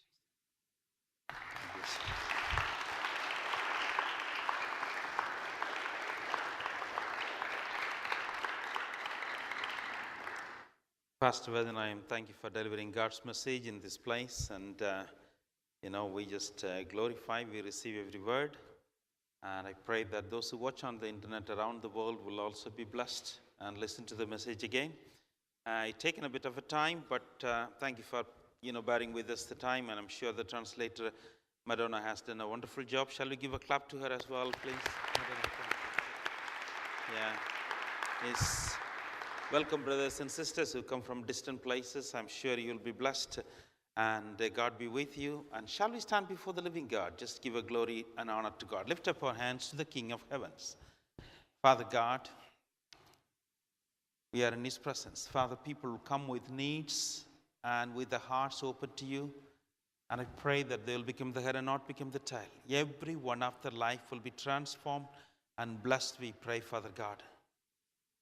We pray as they go from this place, you will touch their life. You will change their life. Father, we pray for Pastor Vedanayam and his family and ministry back in India. Bless them abundantly. And I pray for all the people that gathered here. And I pray their life will be enriched and strengthened. We give you all the glory. During the course of this week, the presence of the Lord, the fellowship of the Holy Spirit, and the love of the Father be with every one of us. We give you the glory. God's people shouted amen. Shall I give a clap to the King of Kings and to the Lord of Lords?